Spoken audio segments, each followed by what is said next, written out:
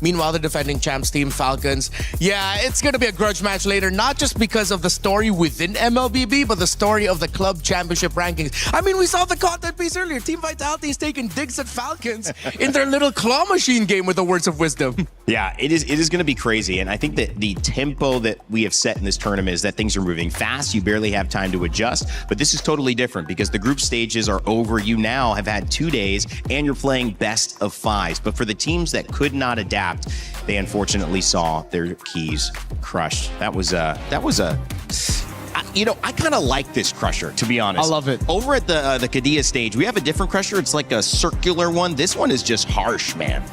This one literally breaks it in the middle, man. It's so much more brutal.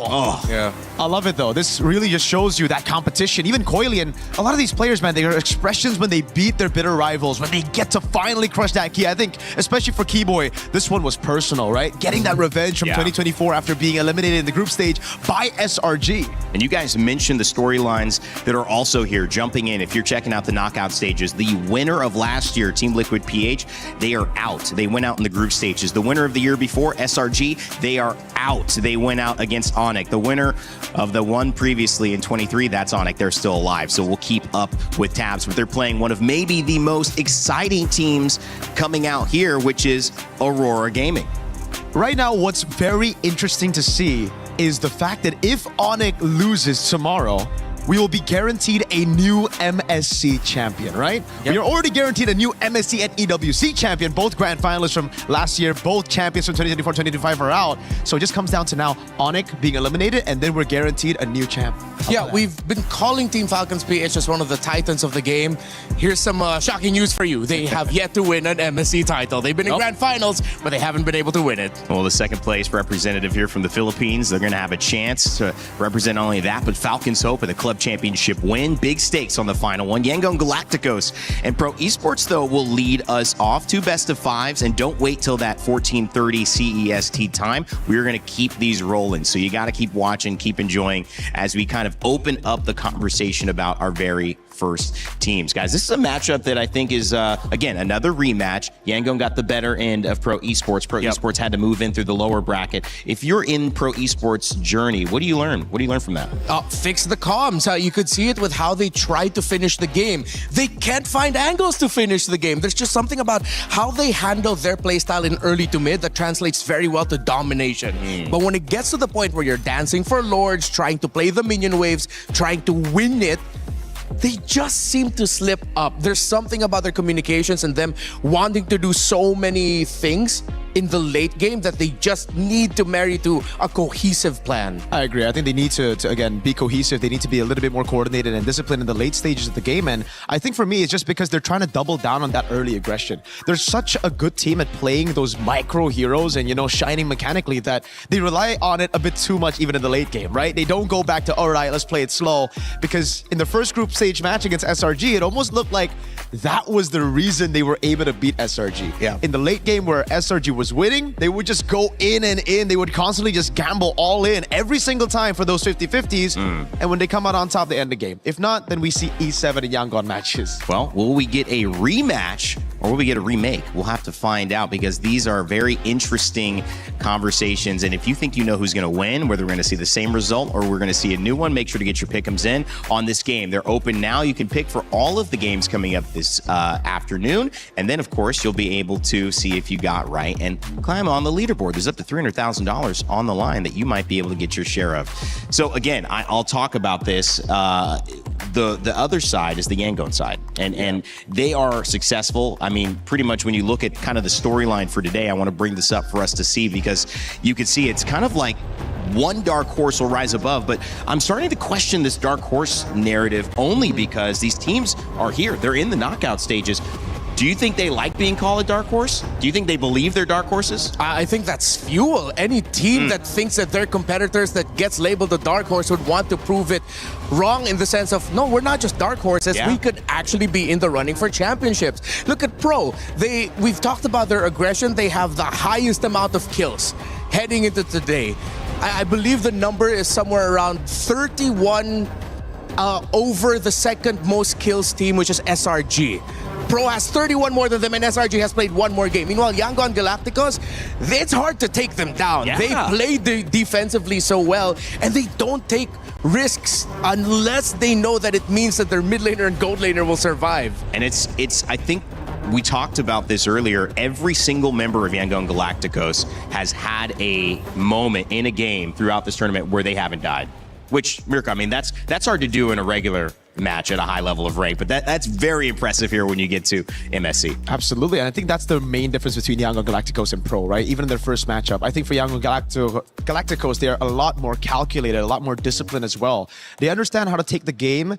They know when to go fast. They know when to go slow, and it's through those objectives, just playing around those, that they're able to win championships in MSLMM, and they were able to again withstand that early storm that was Pro Esports mechanical prowess. Yeah. All right. Well, we have a chance to introduce Yangon Galacticos. This squad has made it all the way to the knockout stages, from Ying and Han to Blink, Kaizi, and Sanji, who, like we had just mentioned, is notable for not dying very often in this tournament. We'll see how they perform today, but the road to the Myanmar representative has been anything but easy. They're in pursuit of a championship.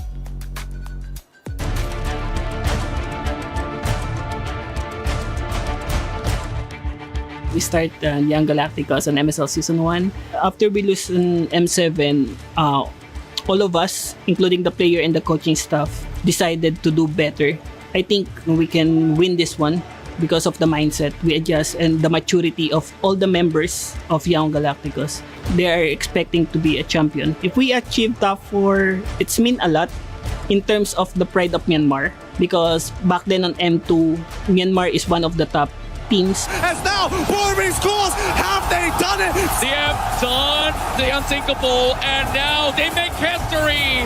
The first Myanmar team to make it towards the grand finals of the M2 World Championship. Bringing the Myanmar back on the top 4, it's mean a lot to the people. As a foreigner, what makes me decide to stay on Young Galacticos is because of the dreams of the players. After losing on M7, I think I am accountable for their dreams. I really want to show them that esports can change life. Yangon Galacticos, Han being highlighted there as the jungle. This is an important matchup for them. Again, we mentioned representation, but also just the fact that can we decisively say, and I think we will after this, which team has their grasp fully on this meta? Yeah, if Yangon Galacticos comes out of this with a shocking 3-0 sweep of Pro and they make it look easy, then you're really going to have to bump them up there as true competitors that you have to watch out for. Probably harkening back to the what they've mentioned, the M2 run of Burmese. You disagree? I disagree. Just mainly because I've had the time to talk to Mars and MGod, and they're always like, please don't rate us highly. Every time the Burmese teams get rated highly by analysts, they do horribly, right? Like, So they do. So the dark horse is helping out. yes, we gotta rate them. Okay, really they are low. We dark gotta say horses. Yangon or They like are right dark here. Okay, so to do them a favor, it's like, Yangon. Overrated. Overrated. Yeah, They're yeah. not that. Can we move on? Can we move on? Exactly, right? Like, we don't need to talk about them. Speaking of moving on, we do have Pro Esports, who is their opponent in this one. And this is another great matchup with the jungler. You see Coily, you see Felix, Sa, PP, and of course, Kozen. This is a team that is ready to achieve great things here at EWC. Pro Esports start in MPL KX Spring Split 2023. We qualify from Challenger Cup, and I joined since the beginning. And after 6 seasons, we finally become the champion of MPL KX Season 10. Coily! Triple kill though, Lin Maniac! The grand final! Pro Esports is the reigning champion for MPL KX! When we win MPL KX, of course we are excited because we've been having this dream for many years already, and it's our first time winning, and we qualify to play on international stage, which even make me more happy and excited. Your mastermind! Lift the trophy! After we winning, I feel so impressive to come back to EWC because since last year I didn't make it. Right now, back to the EWC feels so impressive. See you soon. Now on to Kenji. It's a double kill for Seoul, and it's a 2-0 clean sweep for See You Soon. The Cambodian Owls will fly onward again. Because like last time I come here and I just make it to top 5 and top 8. So for the best player that I had, I think we can make it to the grand final. In pro sport, we are like a family. We have a good bonding. So I'm pretty confident with them. They always talk out to me like, it's okay, don't feel pressure, just enjoy the game. For us, it's like a dream to represent our country. Not many get the chance to do it. And when we have the chance, we gotta do our best. អរគុណអ្នកទាំងអស់គ្នាដែលគាំទ្រ Pro Esport ហើយកុំភ្លេចគាំទ្រពួកយើងនៅ EWC 2026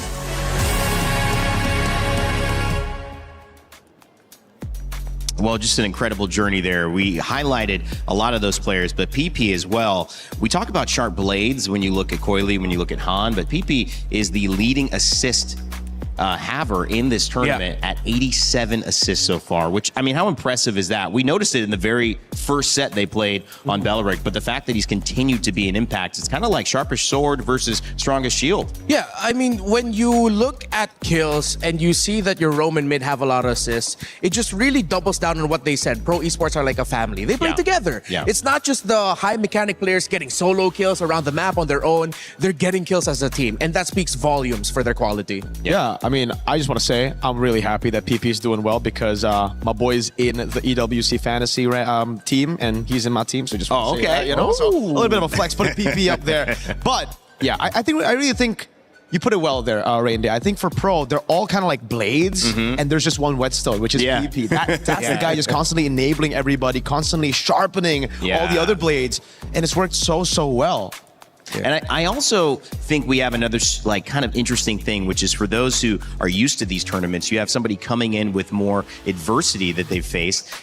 Pro esports having played 7 games, and you look at YG, who've played only 4. Now they haven't lost any of those, but there's a lot of learning in those 3 games that, you know, pro esports have been able to have, and how impactful that is now. Maybe again getting ahead of the problems that if YG does lose a game, they will have their first experience of going, now we need to adjust. Well, but I think Yangon can hold to the fact that they almost lost their first game against Pro. It took them, what, 30 minutes to finish it? That's true. And they were able to crawl back at it. We thought that, oh, they're pretty much done. This Fanny is close to 10 kills, 0 deaths, multitudes of assists. But then they were still able to crawl it through. At least they have that to hold on to. Yeah. But do you agree? I mean, there's a dynamic there of experience in this tournament. Oh, absolutely. Absolutely. Yeah, I think for pro as well. I mean, if you look at it, you correct me if I'm wrong here, but I actually think they have the longest average game duration, right? So again, for them, it's always, if you look at that stat, kind of weird because they don't play in the late game. They're not a team that actually plays around the utilities and waits for their carries to get to a point where they need their power spikes. No, they're a team that actually dominates the early game. So that's a big question mark for them, especially against Yangon as we get into this rematch. Yangon are so good. And that's, I think, one of the main things I saw from Yangon Galacticos that was the big difference compared to all the other Burmese teams is that they know how to play the late game. Even when they're down 10,000, they know when to wait or how to wait for their power spikes. And they know how to identify their power spikes in the late game. Major scale. You look at pro esports in Cambodia. What does this mean for them on this stage at MSC? It means everything, especially for Cat God, man. He's been here 2024, a disappointing run, disappointing series. It's time for Cambodia and Pro to prove to the world that they're here, they're meant to be here, and they deserve to be on the main stage. They've had 10 seasons of MPL Cambodia now. It's high time we get to see them in the top 4. But Yangon Galacticos are standing on their way, and they are hungry to get Myanmar back on top, as they said earlier. It's not just a battle of the draft or in the game. Shoot, it's not even a fight for the Lord. MLBB has come to Paris, and with that, in the Lenovo Legion Gauntlet, the biggest trophy this season so far for MLBB is on the line. Will it be Yangon Galacticos from Myanmar, or will it be Pro Esports from Cambodia, who move on to face Team Vitality versus Team Falcons PH? When the lights are bright, it's about how you show up. And sometimes showing up is just getting the job done. No talk, no words. It's time to play. MLBB MSC begins now.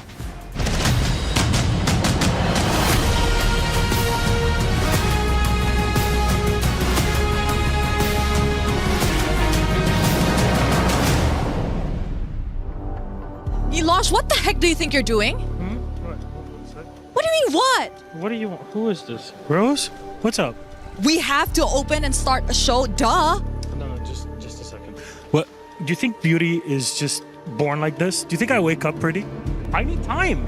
This stuff takes effort. You're wanna talk. I'm not gonna open the show myself, mister.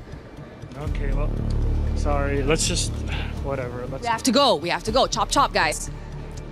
And finally, after my co-host took forever to get ready, we are finally here and ready to kickstart the first day of the knockout stages here at MSC at EWC 2026. What a fun time it's been through group stage last week, but now we kick it all into high gear. Crazy to think that only a few days ago we started with 16 of the best teams in the world in MLBB here at MSC at EWC 2026. As you know, we're down to only 8. But those are the best of the best, the cream of the crop that rose to the top. Speaking of which, she's right by my side. We have a lot to get into because things really head up. Best of 3s, they're gone. All BO5s until our best of 7 final this Saturday. You are right, Milosh, because starting today, it's going to be best of 5s. And today we have 2 best of 5s. Of course, the team that wins will continue their journey to the semi-final, being one step closer to the trophy. And the one that loses, well, that's it. That's it for EWC 2026. No second chances from this moment on. We got a ton of rematches and a ton of regional rivalries to get through. So let's get our teams on the stage. Our first squad, please welcome Yangon Galacticos! The top seed from Group B, MSL Myanmar champions. They've remained undefeated at 4-0 so far, and they've chosen their path to finals here at MSC 26. From quick finishes to long 30-minute bouts, they can hang with the best. But how far will their journey last in Paris? Ooh, this is gonna be a battle of the dark horses. But of course, the team that will be facing them will be Pro Esports from Cambodia. This team came in strong by dropping the 2024 champions down to the lower bracket. But after they themselves got dropped, they're here to ensure that history doesn't repeat itself and they get the revenge they are looking for up against Yangon Galacticos. The story could not be any better. The two faced off in the group stage, and who did YG pick to play against them here? None other than Pro Esports. So let's get this one started. Please, my friends, you may place your keys on both sides. Gentlemen, Yangon, please, Pro and captains, remember to shake hands. One of you is going home at the end of this best of 5 series. Fist bumps all around, excitement no matter what. Our matchups begin. This is the knockout stage of MLBB MSC. The echoes in the land of dawn continue to resound. The champions who once ruled have fallen. Team Liquid Philippines will not move forward in MSC here at EWC 2026. As the throne stands empty once more, a new era has begun to take its shape, and a new king must rise above. Team Vamos. Their journey seems far through trials and scars, yet they believe they will rise above all stars. Team Vitality. The dream they chased has led them to this stage. A new chapter for Indonesia begins on this page. Pro Esports. They defeated the champions who once led the way. The world will see how they earned their place today. Team Spirit. Through every setback, their spirit grew strong. They will carry the dragon's crest to show where legends belong. Yangon Galacticos. More than teammates, they are a family forged through the fight. They chase for glory to make their nation proud for life. Team Falcons PH. The trophy slipped away, but never their fire. Now they return to reclaim the title they desire. Onyx. Their road is tough, with new challengers across the lands, but they'll face every battle and make their final stand. Aurora Gaming. The world has begun to speak their name. This is Aurora Gaming's time to reign. 8 contenders remain. Some fight as the new hopes of their nation. Some fight for a glory that was almost within reach. But all 8 paths lead to the same legacy. All paths lead to the same legacy. And this legacy begins right now on stage 3 here at EWC 2026. Esports are getting started all over. Some in their opening stages. Well, at MLBB, MSC, we are firmly in the knockouts. These teams know each other. They faced each other. Myanmar, Mirko, now it's time for the rematch that could decide somebody's fate in this tournament and will send somebody home. Yangon Galacticos, any team that comes out of Myanmar will always have the ghouls of the past hovering over their shoulders. People asking them, the country asking them, rise above, get the championship in an international that we weren't able to get in our second world championship. While for Pro, a region hungry for recognition to solidify themselves as some of the best in the world. And it's the dynamic of those two storylines colliding, and also these two teams with their clear identities, those play styles that'll be clashing again. Yangon Galacticos, a team that has also went back to rely on utility jungles, gone back to their ways, and MSL Myanmar. What crazy picks await us here, right? I mean, Coach Marv's, Coach M God, the way that they're able to dominate in MSL Myanmar wasn't just through playing the fundamentals, being clutch in the late game, but it was through these crazy picks that you would put on Blink, those Hellcat roams, those crazy junglers, even Ying sometimes on the carries. Could they possibly pull it off here against Pro, who are just trying to double down on the meta? In our discussion about the metagame throughout the group stages, there's a C word that popped up. Not just crazy, but creativity. How creative can you get with the picks available in terms of where you're going to put them? Barrett's in the EXP, well, he can also be played in the jungle. Mathilda as the roam, nope, surprise, she can actually be played as a mid laner. All of these are now leading to this point. We've had 2 days where teams, we've got to talk to them. They said, we've been training our butts off, just trying to break the code of this meta, trying to come up with our own way to play the game. I'll throw out another C word, calibration. Because I think these teams have seen what's worked, but they've also seen what hasn't worked against their opponent. And now it's time to figure out, how do we split the difference in terms of the stuff that we know is effective in this meta, but also the stuff that we've been punished with when we've tried to go up against Yangon earlier on. These two teams have fought for certain heroes. Uranus has been one of them. But YG, on the other flip side, has experimented and never failed. They haven't lost yet. And I gotta say that in the draft, that is the one thing that I'm wary of coming into it, Mirko, because if you haven't lost, you're not gonna change much, and why would you? Ooh, I agree. If it ain't broke, don't fix it. Yeah. And for Yangon Galacticos, that's been, I think, their core identity throughout MSL Myanmar. Entire season, in the regular season, when we were seeing fighters up to now. And one of the doubts that I had for Yangon Galacticos is very similar to one that I had for TL, is that Han is such a good utility jungle that we might be seeing more of the utility jungles instead of it. Fanny and Lingban, I think now we're going back to that. The Freya's left open though, so Yangon Galacticos will just build from there. They pick up the Freya, it's a good flex pick. They've also already taken out one of the counters for it, the Phobius. So now it's open anywhere. Now Pro, do they go for the straight up counter against the Freya? Do they pick it up? Let's see if they do. Are they going to double down on the utilities? You still have the Nolan option for Assassin if ever, but then what happens if you pick the Nolan early, you show it up, and then suddenly you're going through a very aggressive Freya, you're up against utility. Things like Akai might still be available, but a Valentina as an option for these two would be great. And Pro continues now to actually look at the drafts of Yangon and taking away some comforts. They've taken away comforts from their roam and mid.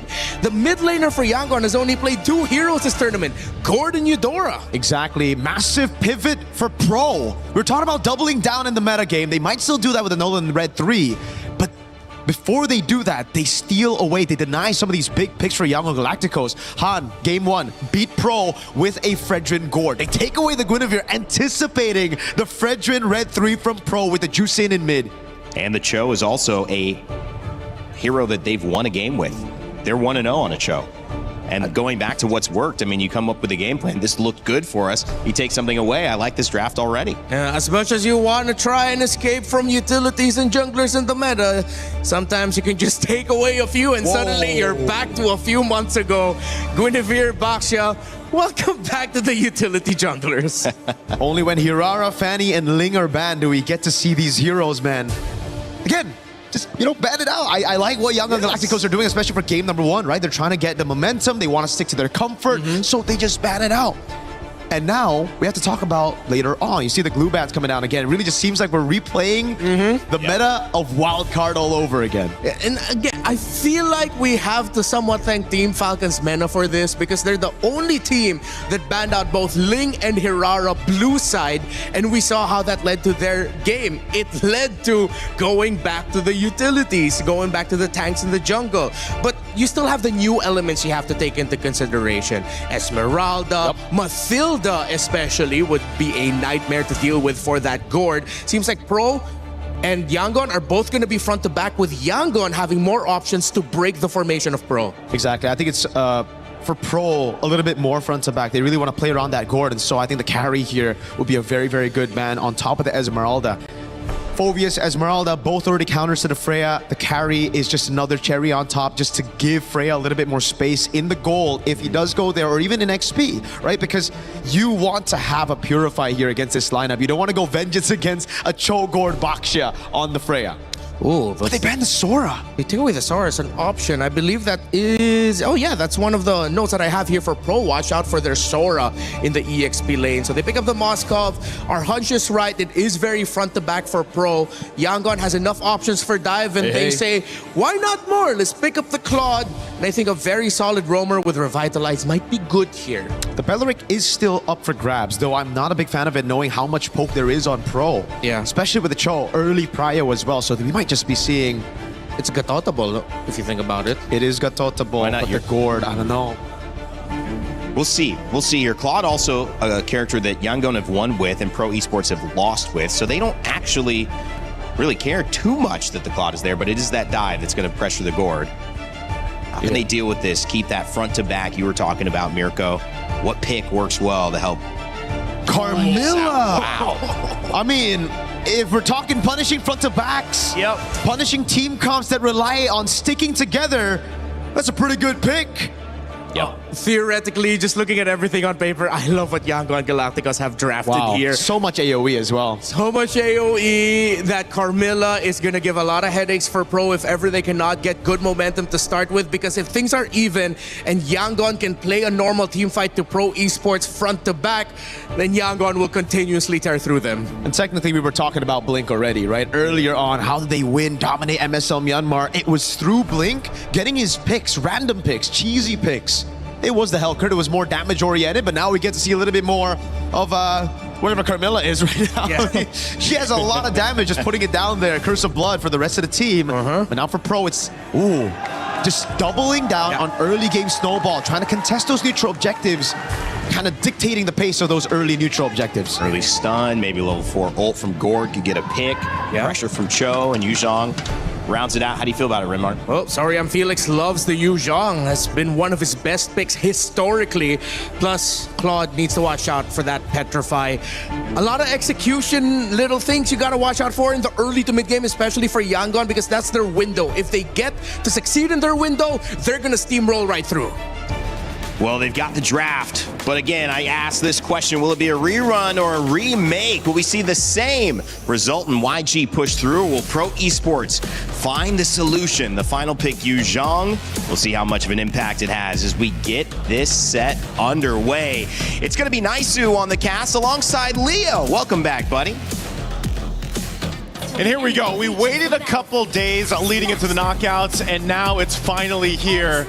This is the best part of the tournament, and we get to see what adjustments have been made for our team. Starting off with Yangon Galacticos and Pro Esports. Leo, welcome back. We missed you, man.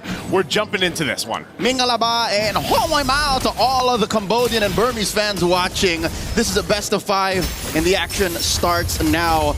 Neither side, I'd say, has clear mid-prio, because early on, you see a Carmilla, you think it's safe, and then you stay there maybe 2 seconds longer, and then she deals a lot of damage next thing you know. You're just cursed. You know, that Curse of Blood, that ultimate that Carmilla has is what could make this so deadly. Again, fighting around what they have with this composition, even when you look at the emblems that they're running, there is a good fight potential for just Yangon and Galacticos to play off Blink. In the gold lane, you see that both are just jockeying for position. Sanji and Kozin looking for that quick rotation out. Quick duel. Both at less than half health right now. Sanji has the level up. BMI back. This is such a odd thing too, and I know the panel shared the sentiments. Same thing. Hold on. Bottom lane. Ying rocking the Purified, dueling against two. You were saying. Okay. To go back to where the meta was just a little bit ago, maybe that is the solution. Just ban out those assassin junglers that have been being picked up so much throughout the course of MSC. You know, the Ling, the Rara, the Fanny now. And I'm wondering if that'll be the case, just because, again, it's the nature of the best of 5. You've got some variations you can go through, especially Game 1 and Game 2, depending how this series goes. But, so what you can expect is a little bit of a slower paced game because of the nature of the junglers that are in play here. You know, the fact that it's Guinevere. Oh, hold on, Han? Oh, sorry, I'm feeling coming in! Taking down Han! The Retribution Source, the jungler, out of the equation for Yangon early on. Turtle spawns. Well, that's unfortunate. So this is just going to be a Turtle over to Pro Esports. A really good setup. And this is why they were saying, you know, you got to watch out for that Petrify. Sorry on Felix, this is one of his best heroes, this Yu Zhang that he's been able to go ahead and showcase throughout so far. Whoa! Pressure. PPP coming in, does not force the issue. They do get the Purify on Sanji. They pop that. They pop that Purify, man. But again, you don't want to let this Yu Zhang scale up an advantage in the lane matchup alone, and that's why, oh, here's the setup. Han finds the Requiem. Kaizen looking to take him down, gives the kill over to the jungler. Han finds his redemption. Now they pressure Coily. Coily will be able to secure the orange. Rolling away. All right, he gets one back. That's fine, evens things out.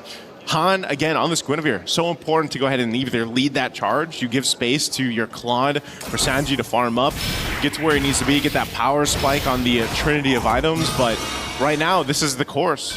Play around Han, set up potential, eventually the beacon is there as well. A minute prior to the second turtle, I think Yangon Galacticos have already undone the early damage Sword and Felix dealt. We're back to 50-50, yep. This is neutral, and it's a matter of how fast Ying can make it to that gold lane, and now they find Sa! That soft little gore, the choke down on the Coily, holding on to that Puissance, does not get pressured to press it down, holding it for the 30-second turtle coming up. Too unfortunate. You can't really flicker, you know, in time, I guess, with Sa there on the gore, just because of how quick that setup with the spatial migration happens. So Yangon Galacticos doing a really good job just finding these little moments across the map. You can see, though, how quickly they're actually rotating across the map, and that's why now, if you're Pro Esports, having this Cho in the hands of PP here, he's got to be able to go ahead and land that kick, land that setup, you know, and then capitalize on it. Skypiercer's picked up for Sa now, too, on the score, so if he's able to get stacks, he's a big threat with that Mystic Gush. Pro Esports not going to take this line down despite the early pickoff.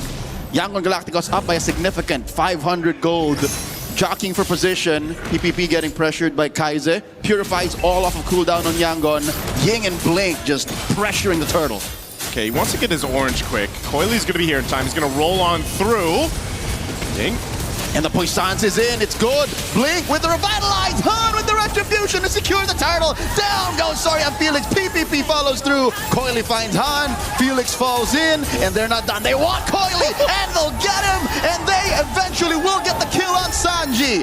This Claude is farming up. Good. 2 kills already after the second turtle. Looking for Sa. Another choke down. One more. Ying gets it.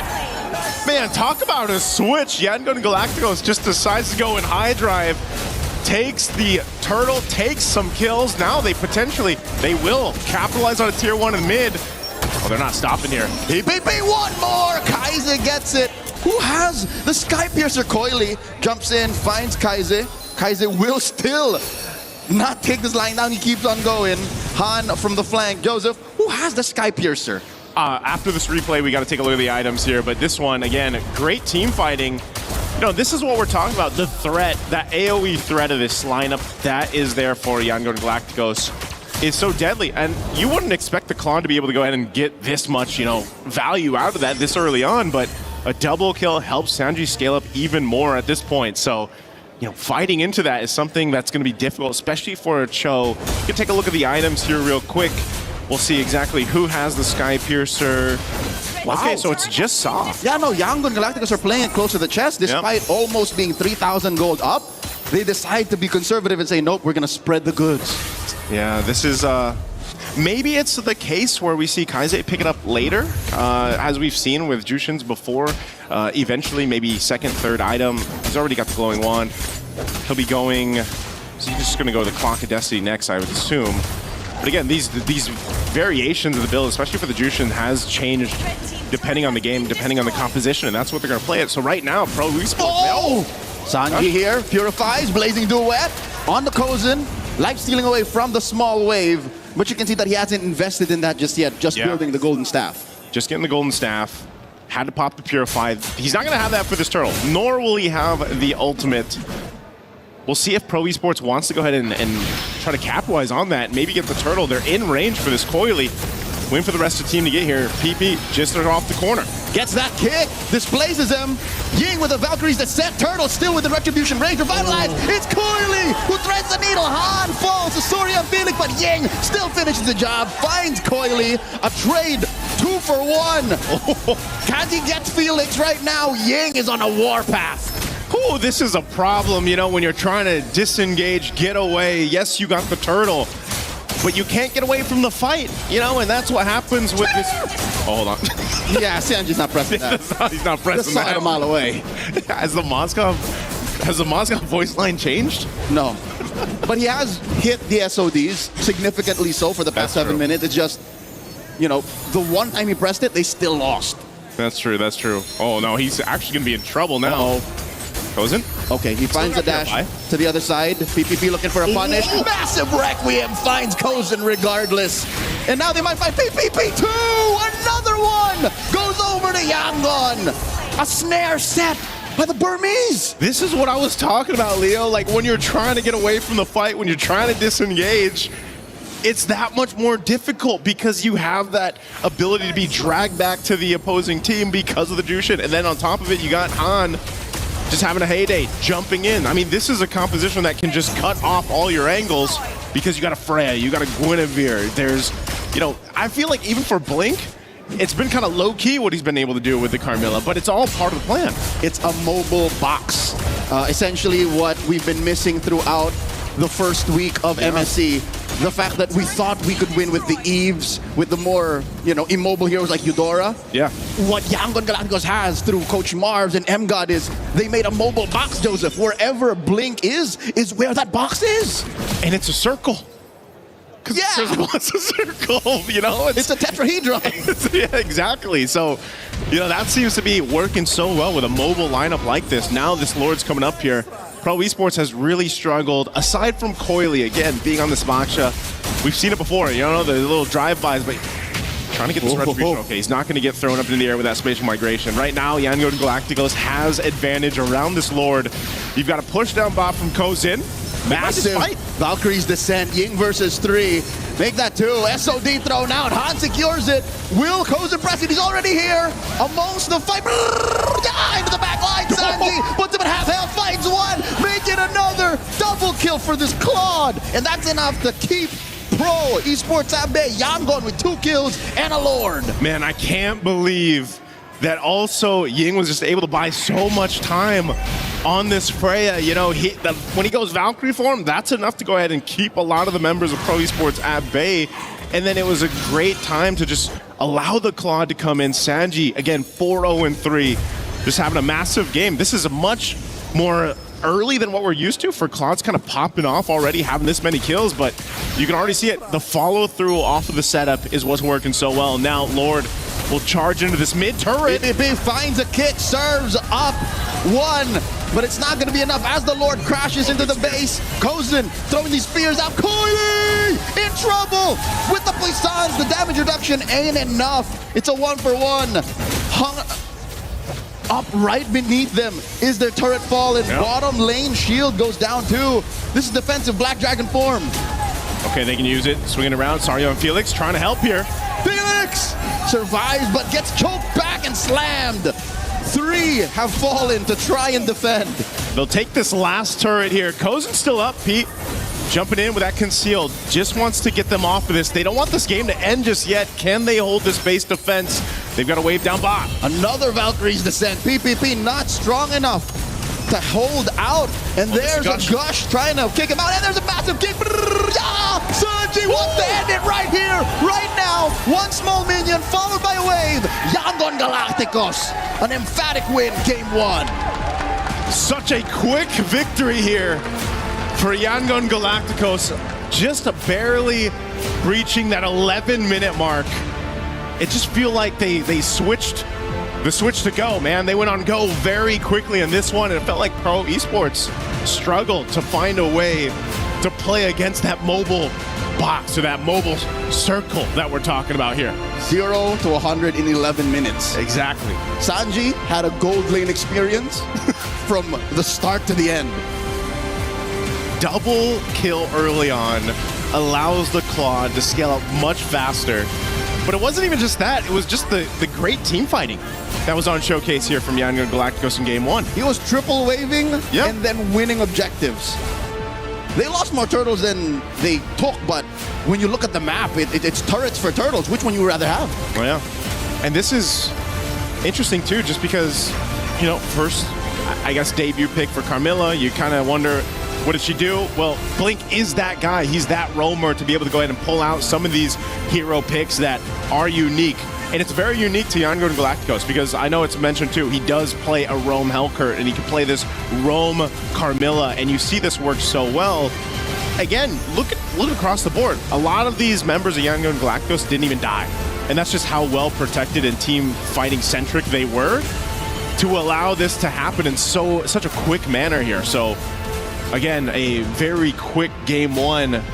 Even with this different, bringing out some utility junglers here, it all worked out. So let's go ahead and throw it over to the studio to break down our game 1.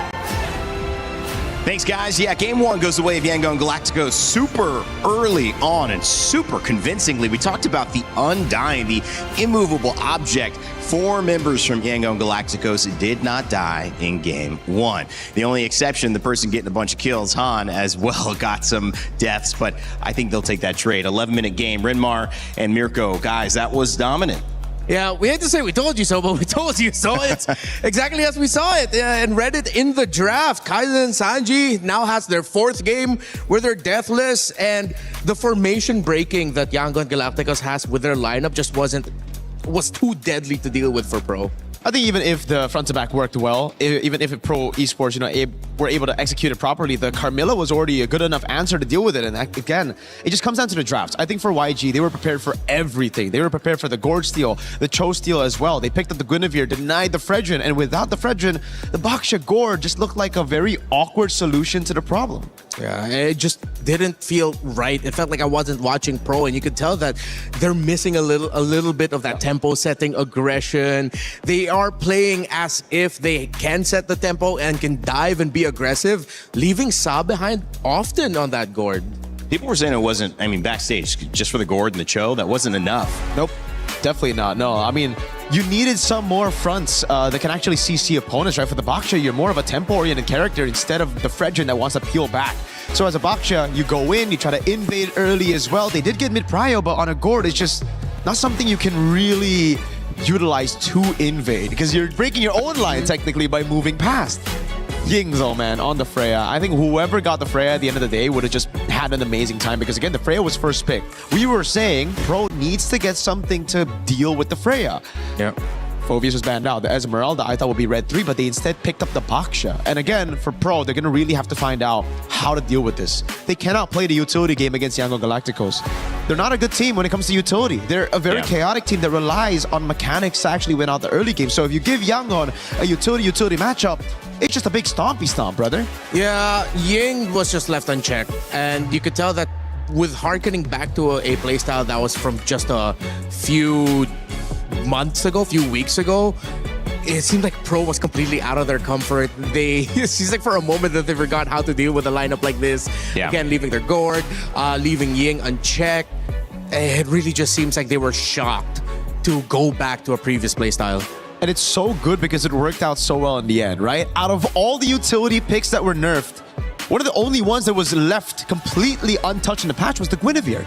We saw the nerfs onto the Baksha, the Akai, and the Fredrin, and they got themselves a Guinevere to deny the Fredrin, which worked so well and forced the Baksha pick. Yeah, it was nice to see the way that so many of those things comboed as well. You had the Zushin who could pick up off the ultimate and allow Guinevere to get the ult off. You also had the Freya as she collapsed onto her ult to be able to get quick knockup. So they had a lot of synergy there. Yeah. As we were talking again, just watching this, Gideon saying this just works too easy. And I think that, again, needs to be where pro esports have to apply a little bit of pressure. Yeah, just with how they were able to manipulate the draft in such a way that everything favored them was brilliant. Yeah. And I think we're going to break down that draft, actually. You got a draft, Mirko? What do you got for us? I got a draft, you know? I got a lot to talk about in the drafts, honestly, because I feel like it was completely won by Young and Galacticos in this draft, Renmar. All right, I got you. So, I mean, we got this right now. Hold on. Hey, hold on. There you go. All right. So, firstly, we got to talk about the first two bans, right? I think for me, it's just, brother, when you know your comfort is purely on utility, or not purely, but you are more comfortable on utility, force it out. It's completely fine to actually force it out. You ban the Fanny, you ban the Ling, but it's also, I gotta say, the response from Pro, I think they panicked a little bit. Seeing the Fanny and the Ling, they wanted to have something else. They wanted to be prepared. They wanted to have like a deny pick over with the Gourd, and they instead banned out the Hirara. Where in this point, I think we know that even if you let the Hirara go, it will be good for you to take it as a response, or it will be great for you to counter it with the Nolan. They got bait.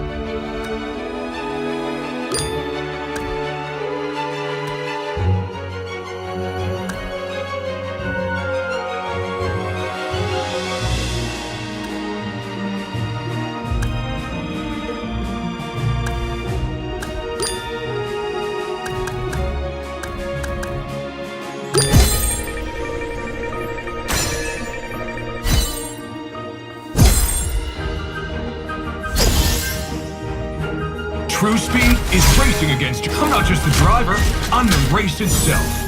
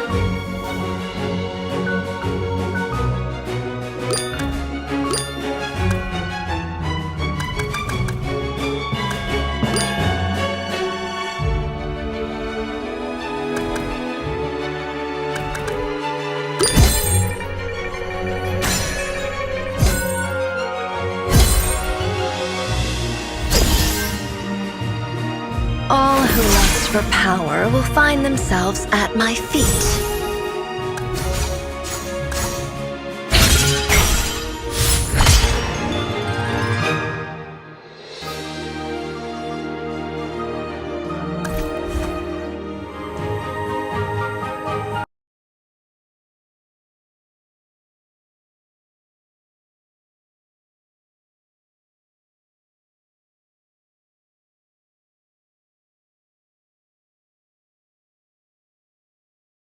They're going to leave it open now. You want to go here. Esmeralda's going to be coming through. Oh, they banned it out. The Fanny. Oh, that's what they want. Okay, wow, Yangon. Wow. All right, so we saw Yangon play a little bit more into the utility. Let's see if they're going to whip out the Assassin through the Fanny, or maybe even the Nolan. Who knows? They go straight up Eudora, Belleric, and then Fanny Red 3 here, no? Yeah, Eudora will be good, Belleric will be good. I think I want to see them consider... I was about to say Selena, but all right, Eudora's not bad too. Oh. Barrett's early on. 2-0 on Barrett so far. YG have played him twice. They've won twice with him. Yeah. I love the development of the meta, man. Barat's early, especially in this situation, just creates so much confusion for Pro because they themselves banned out the Uranus. It looked like they wanted to get their hands on the Barats.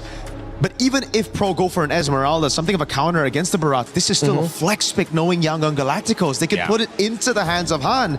So now as Pro, you don't know what to go. Right. Yeah, I think if I'm Pro, I'm looking at what could you pair up with the Barretts and the Matilda. Does Yangon really want to play Matilda Roam and then Eudora mid? If Pro's idea to that is the answer is no, then expect that this Barretts is going EXP. And safe choice for Pro right now. Oh, I was going to say, the safe choice would be a Lilia to have a way to deal with the Barats anywhere it goes. But they instead go for the Selena and the Belleric. This should be where the Fanny comes around, right? There's not a lot of crazy lockdown. They can ban it out later, like a Moskov ban. Yeah, you don't need to worry about something like a Badang showing up. The only thing that Pro Esports could come in through a surprise is if that Barretts is going EXP. One very old answer to that is to rock a Cho in the EXP so that you get that pick off up against that Fanny. But let's see if Pro remembers that and if that can actually translate to the current metagame today. If this is Fanny, Pro Esports are going to be scrambling to look for it's options. a glue. But no, they don't want to show it yet. The benefit is they just don't show their cards. There's still so much flex, man. It's all flex except the Eudora. Yeah, except the Eudora. Wow. Oh, Pro is probably scratching their heads right now of where to go because they can't pick up the Vexana anymore. They already showed the Selena. Yangon is on something else. I mean, from an EXP perspective, they played Barats, like I said. They played Uranus there.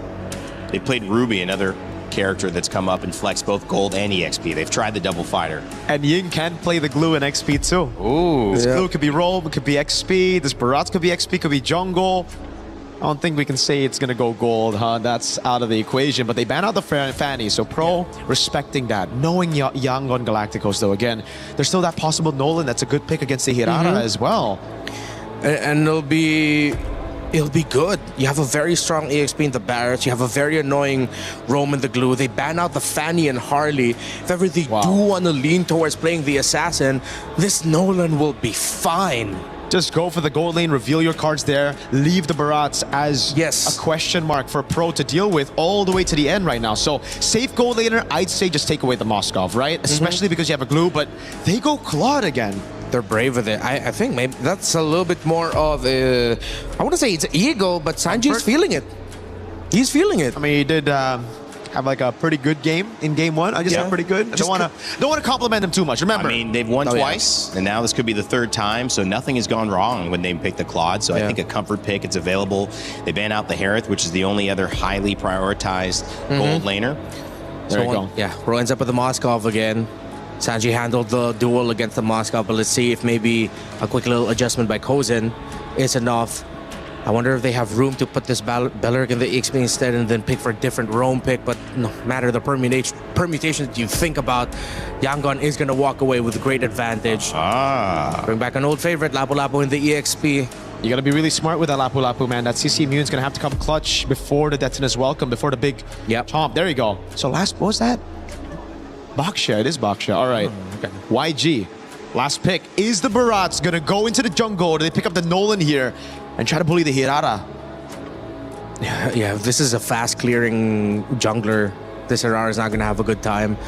The lack of AoE also from Pro. Yes, I know they have the ultimate of the Belleric and technically AoE from the Lapu Lapu, but a lot of their damage comes in single targets unless Yangon all decide to line up in 5v5s up against a Moskov, which I don't think they're going to do. Knowing YG, I want Ying on a carry. I want Ying on a damage dealer. Oh, what? They run it back with the Suyo. Wait. Isn't that kind of... this one, guys, is it? It's kind of weird. That is weird. Fit your fancy for YG. I love the draft. The Suyo, though. This is a snowball-dependent pick now in the meta. It's not really something that you can... Back then, it was guaranteed snowball. Now, those nerfs to second skill will hurt him quite a bit in the farming department as well. Sorry, I'm Felix on the Lapu Lapu. We're going to see the Han. matchup against the Harara with the Suyo. Wow, this is going to be interesting right here. Very interesting decisions indeed. This could be a messy start for both. And as always with every Barrett's pick, that's the X factor. All right, well, Naisu, Leo, let us know what you think about this draft. It's game 2. Pro Esports hoping it goes a little longer than 11 minutes. They definitely want a longer game here if you're Pro Esports. Now, Yangon Galacticos, they brought out a draft that, yeah, I have to agree with, looks deadly. Then that Suyo comes back here, Leo. We haven't seen it too much. It kind of fell off a little bit after the nerfs, but maybe this is one of those cases where, you know what, the Harara's got all this mobility. Let me just be this Suyo and try to match it. Nice, so it's not just the fact that it's the Harara on the other side, it's the fact that Pro Esports are now playing with a more proactive lineup. Yep. I agree with Mirko, I agree with Renmar. Even Rainday knows that there's something up with this weird Suyo from out of nowhere. Yeah, could definitely struggle, but it's one of those cases where, if anything, Yangon Galacticos has really showed us that they're really good at just playing as a team. You know, playing team-centric across the map is what has worked so well for them. And yeah, even if we look at the emblems here, you know, it's not too much that we have to worry about on the side of Yangon Galacticos, because if Sanji has a similar game to what he had just previously, your Claude's going to scale up much quicker, you're much more deadly to that. And we all know this. These, whoa. Look at this Eudora. This is what I was going to talk about. Early revitalized, fourth out of PvP. One more hit and Kaiser draws first. The flicker in by Kaiser. Double kill from Eudora, striking like lightning. I don't even have to finish what I was going to say, because I was going to talk about the Eudora, man, and how good she's been in this tournament for MSC, but just in the meta in so far the past couple weeks even. And you see that, a double kill early on as we look at the replay brought to us by STC. Look at the damage you can do this early on. This is why we say it's kind of busted, man. I mean, and then the flicker forward to capitalize on the double. That's dirty. You know, it was compounding effort. Oh, real quick, up top near the orange. Han falls, Sarah finds him, the trade. Coily goes down. Ying gets it. Oh, throwing it out into the wall. One more. And there goes another. PvP. Double kill for Ying. Sa falls another time. Yangon are calling all the shots despite losing the retribution holder. Oh, man, it just got way worse here for Pro Esports. I'm so surprised they continue to hone in, double down on this. Sorry on Felix. He's just, there's nothing he can do here. No, sir. Okay. That's the first turtle going to Yangon. Okay, so our whole concern with the Suyo isn't even the first point to worry about now for Pro Esports. It's just this. It's Kaze just getting another kill off cam. 4-0-2 under 3 minutes. Kaze the killer. He is chasing Coily and Kozin's kill records from the groups. He's taking them to the Thunderdome, man. I mean, there's something that you have to be concerned about. And it's just right now, it's all this Eudora in the hands of Kaze, because what is happening is her damage profile is already really great early on, especially when she hits level 2. You get one item, and you can almost, at this point, with this kind of lead, you can basically just one-shot someone with that combo. Hell, even if you get 2, you're even more of a threat. Nice mount here, coming in. Han dealing a lot of damage. Ying scores another. Denton is welcome. Who's he spin now? There was no one left to bite. Yeah, it's... Again, Pro Esports, this might be another quick one. Coily forced to just kind of deal with this pressure on this side of the map. You've got tanky enough heroes, too, for YG to go ahead and deal with between Ying and Blink. You know, Blink, synergistically, between the Glue and also Kaze and the Eudora, it just, that's enough burst as well. And you can't really escape from that, because you're either getting stunned or you're getting dragged back. Just like what we saw, the interaction in the previous game, when you had that Jushin. Sanji goes back with the BMI, he's going to be safe, but this is the hard part here, Leo, is for Pro Esports. Where is that opening? Where is that opportunity then for them to actually get something here? Because originally we thought it would be these arrows with the Selena, maybe the Belric play. I'd say it's off of a perfect arrow, which Sa hasn't yet found. Yeah. The best chances would have been before the turtle or during those early skirmishes, but I don't know, something about Sa and Yangon Galacticos being so far up front throws off the accuracy. And you know what the problem is? Even if you land an arrow in your Sa and it's not Kaze, you're going to get stunned and bursted down anyway. So you have to be able to land it on the right target, and right now that's Kaze, and he's playing so well protected around the team here. Second turtle up, they're going to fight for it. Throws it out, Han secures with the retribution. There you go, taking route. There's VPP. Kaze, very low, but takes out Coily first. Kaze still alive. Han fights VPP. Coily goes down. down, and now there's a trade. Finally, Pro on the board. 2 for 3. But the turtle still goes over to the Burmese. Again, they got Kaise, they shut him down, but at what cost? You know, at this point, Young Gun Galacticos is happy to go ahead and just take what they want. Objective. Now they're going to take some tier 1 turret in the mid. They get a Sky Piercer on Han. They build up forward more momentum in this game. You know, all this happening in a 4,000 gold lead at the 5-minute mark. Sanji and Blink and the rest of the team are here. Kaise, so deadly with a dangerous grass as well. Coily, looking to take down Blink. Takes a few Glulings out on the way. 5.5 minutes in, Joseph. Gotta say, Sanji's been getting the gold lane experience once again. Yeah, that's what I was worried about. You can see that too, man. 1,000 gold ahead right now in that gold lane matchup. You know, he's just able to go ahead and hold his own, but just rely on the rest of the team to be here. He's so aggressive with it too against Kozin. He knows Kozin needs some more time to build up on that Moskov, and right now he'll be playing that long lane, playing off the side of the map when it is objective time. But at least this next turtle is going to be towards that side, so we'll see how both gold laners decide to play around it. But you can just see the clear lead right now that Sanji has as he looks to take down that tier 1 turret. They might just go for a swap here, give up this turret over to YG as they scale in forward. With 30 seconds before the turtle spawns, I feel like there's just too much on Sa's shoulders. Sa trying to plant snares. Sa trying to throw out lethal arrows on the right target, mind you. It seems to be Blink right now, but even with all these ults thrown out, Blink might survive. SOD sidesteps in, buys a little more time, but PPP punches him into the ground. A little bit of a kill, some respite for Pro. Yeah, a bit of a baby step in the right direction that Pro Esports needs. Again, they need to slowly build up here in their own favor, and you know, at some point, you just gotta get what you can take. Oh, Han is 2 levels up on Coily. Despite the man advantage for Pro, the retribution count is just so much higher. Look, Yangon will secure this easy peasy. Yeah, even without Blink, you know, there's just too much of a threat right now for YG's lineup.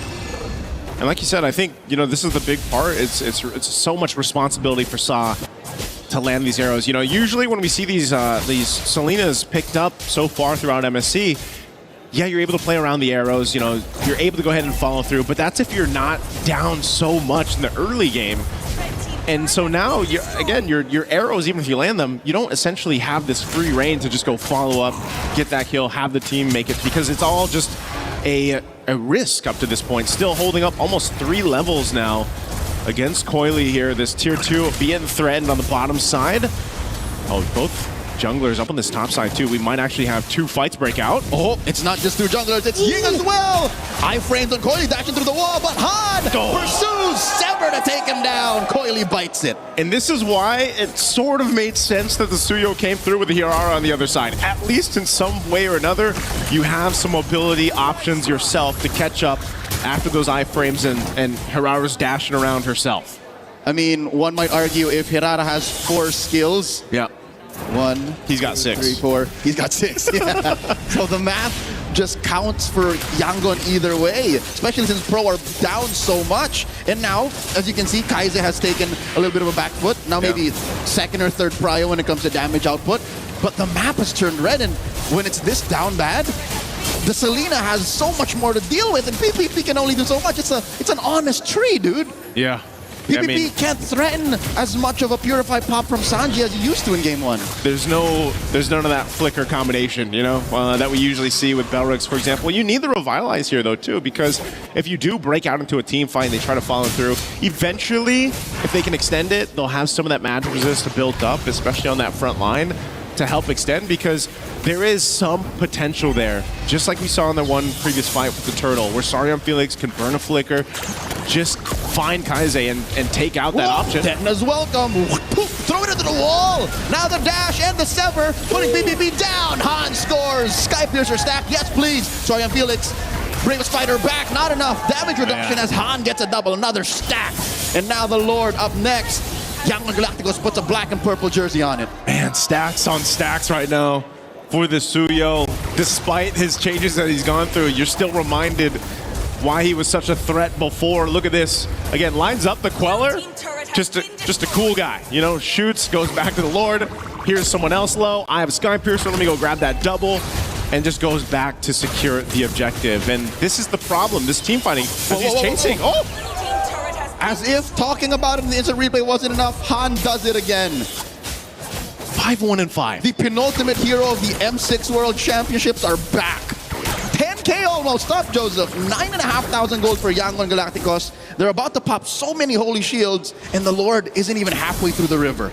Man, it feels like the 2 days that we had between groups and now knockouts has taken us back 2 months, you know, in terms of the meta. 2 years with Suyo. 2 years even, yeah, in some cases, because Suyo popping off this way, again, it takes the team to make it happen. Oh, again, a Queller, Soul Sever, enough to bring Sariam Felix to half, but now they got to deal with this Lord. That's your front line. Gonna crash in. Holy Shield already popped.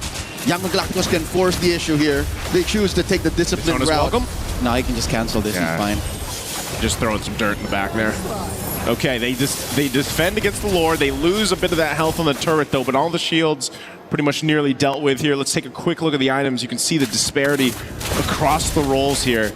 You know, at most, the closest that you have is between the XP laners, but, you know, for Ying, he has one job, and that's just use that Daytona's Welcome, tank up a bunch of damage. He's already got great coverage. You know, Radiant Armor for that magic, Chastise Pauldron, plus the Anti-Caress here. He's as tanky as he pretty much needs to be to set things up around that ultimate. Not to mention Blink, who's just about to get his flicker back. Yep. He can go ahead and mount, easily break through the formation, and then scramble Pro Esports. Not to mention how much gold he's making. He's making bank, Joseph. He's eating good bread. Already able to be built the Cursed Helm. That stacks with Eudora's Superconductor. Yeah, there's this, you know, those things add up, shred through some of that magic resistance that's trying to be built up even by Pro Esports. And that's just 2 of them. That's just Eudora and the glue. Yeah. Again, Ying tanking it up. Oh, flicker! Dennis Welcome throws it into PPP as he's forced to take root, and Han serves up another, gets another stack, and in comes one more as Sa falls. Might be another Blink down to about a 10th of his HP. Sanji finds him underneath the face, but Coily finally finds one. His first kill in this 11.5-minute game. Stayed a little too long, but did the damage anyway. 3 down for Pro Esports, facing down 4 members of Yangon Galacticos. They don't have their gold laner, but they will still be able to take this mid-base turret down. Oh my, look at the veterancy, the wisdom of Yangon Galacticos. They could have forced it. Any other team who's this close to victory would have forced it, but nope, they saw the Lord. We'll take it slow, 10K up. Let's just go for the sure win. Yeah, they have to go ahead and delay this. They don't want to whiff here. If they actually started this Lord too much without Sanji being up now that he's alive, they don't want the potential for Pro Esports to go ahead and steal the Lord from them. So they hold it on. It looks like, despite it all, 10,000 gold deficit. Pro Esports is centering around the Lord. This might be one of those cases where they just trying to make a play happen here. Conceal going to be used by Blink. Blink finds the back line, compromises Sa, forcing Soriam Felix back. Felix does oblige, tries to fight back. Sanji wailing away, gets knocked out by the Lord. Ying still holds on, and Dennis Welcome. Han secures the Lord, and there's one arrow thrown out. Not gonna be able to stop him, and they will take down PPP first. The trigger discipline on Ying doesn't force anything just yet. Yep, Ying still has that ultimate available, so taking one down, P will be back up for this defense, but Lord's already secured here for YG. They've had complete control from the moment this game got underway. Some respite, Joseph. A little bit of a silver lining for the Cambodian fans. Almost max stacks on Han. That's not it. What I'm trying to say is, Pro has come back from worse. Yeah. If you remember their clencher in the group stage, they have fought tooth and nail to take back that final moment to try and get into the knock. Wait, real quick, another Dennis Welcome from Ying. Coily goes down, blazing the wind in the face. Felix falls, 2 down. I'm not sure they can defend. Oh, I'm not sure if they can, man. They still got a Lord to deal with here, and it's a fully stacked on 9-1 and 6. Waves coming from all directions. PPP falls, Sanji takes him down. Lord underneath the base. Down goes Kozin, and just like that, Yangon Galacticos at match point. Took a little bit longer, but still nonetheless the same result. Yangon Galacticos just dominated in game 2 like they did in game 1. And they're pulling heroes that we're not used to seeing, man, the past couple weeks, the past couple months, but it's all executed so well from Yangon Galacticos. They've dismantled what Pro understood of the metagame. Yeah. Piece for piece, role for role, lane per lane, they seem to be thrown back to a place in the metagame that all of us thought was dead and gone. Utility junglers, Suyo in the jungle against what? Meta stars such as Hirara, Bellaric, and Selena. Yeah. Again, one of the most impressive things about Yangon Galacticos and their trip here to qualify for MSC was just how adaptable, how versatile their draft was, the coaching staff behind them to go ahead and secure these kind of drafts that this executed this way, and the way that they play around each other makes it almost seem easy the way that they're doing it. But it's, again, one of their strengths and one of the difficult things when you're their opponent. How do you draft against that? Because even if you have some of these picks that you might not think come through and it's executed in this manner, that's really difficult to play against. I think our panel will dissect a little more from the minute to minute, because the early game went sideways. I think that was a big canon moment in this match. Let's go ahead and throw it over to the panel to break down at game 2. This was another strong one. Yangon Galacticos aren't just playing like the best team in this matchup, they're playing like the best team in the galaxy right now in MLBB. And I'll give you 3 C words to describe it: clean, concise, and unfortunately for Pro Esports, curt. These have not been long games. They have not been games that have been enjoyed by any Pro Esports fan. And it's because YG just looks so good. They're simply better. Their understanding of the meta, their understanding of the draft, how they're playing together. They are more cohesive, everything. They're playing perfectly. Honestly, there's no way else to put it. They look way too good. And it's not just the execution, it's the draft. Yeah. Marv's got a big pat on the back from all of us here on the panel, and obviously all the Yangon Galacticos fans, you know. All the Burmese people, just a crazy, synchronized pat on the back. It's gonna hurt a lot for both those coaches, but wow, I'm just so surprised. Again, yes, there were some off-meta picks, but the way they build for the off-meta pick, for the Suyo as well, right? It was through these really smart placements of the picks and great choices as well. The Barats early, after seeing the Uranus ban, flexing it all the way to the end. We saw the Glue also flex on Red 3. These are just like, it feels like for them, they weren't just 2 steps ahead of Pro. They were 7 for no reason, just that number ahead. Just said I agree with you, because that's the indication of a team that's planned and then plan the next move when you make a move based on how they just showed up. And the Barats is a perfect example, because that's a character, a hero that they've won every single game that they've played with. Now it's 5 times that YG have played Barats and won. So you do not want to let them through. But you know, earlier on I mentioned Uranus. That's a character both teams vie for. Well, that was banned, but then ended up not being an impact there. So maybe again having to look at the draft for Pro Esports. Yeah, it seems like just when they think that they've come up with an answer to something, or an answer that's yet to show up for a question that's yet to be asked. As Mirko mentioned, Yangon already knows, like, no, we're already at that point. We're already at the second phase of the draft. Just when you started, it's rare to see Barracks get picked up this early on, but this might be something that other teams might look into now, considering that for 2 games, one of the most iconic EXP laners in Cambodia, in Soriam Felix, got 2 very aggressive picks. Got the Yuzhong, now got the Lapu Lapu. He hasn't made his presence felt enough here, and that's not his fault. That's because Yangon keep drafting lineups and heroes that effectively take Soriam Felix out of the fight. Mirko, how would you draft against YG?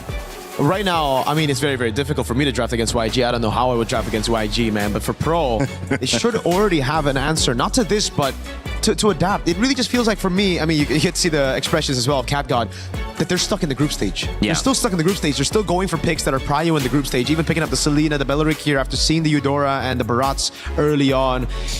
They really are stuck there. They're really stuck with the same picks, and they didn't evolve. We saw the last 2 days. I mean, we had a break. These teams should have been already kind of like trying to find the new answers. And I feel like YG, they paid attention a lot to that game of TLPH against Entity 7 and how Entity 7 were able to outdraft TLPH in game number 2, because the Barats flex was something I pointed out as well when I did my analysis on that matchup, right? The Barats was picked up red 4 by Entity 7 against TLPH. We saw the Uranus pick up then by Sanford, and it just cooked them because it was flexed in. So here, they utilized that idea, but all the way in the early game, or all the way in the first phase, after seeing the Uranus ban. And to add to that, they added the Glue to it. So now that's even more layers of like, who's going where? And that combo is devastating. I think even for Pro, they were caught off guard, because the Eudora's second skill, you get a little bit of magic defense shred. You add a roamer with magic damage, the Glue, and my goodness gracious, you saw how much damage they dealt. That's why. That's the reason. I mean, the other thing is Kaize early on. I mean, 4 kills from mid for Eudora. You cannot let that happen. Yeah, that just really goes to show that the mid laner is reading the opposing team so well. Yeah. When a mid laner gets that much kills, I know it's a Eudora. I know how easy it could be to get kills into Eudora really quickly, especially once you get that first item. But with how he was moving in the map, the specific positions he was getting into the bush, the timings of it all really showed that he did his homework. He's like, I know he's here. I know he's gonna be here.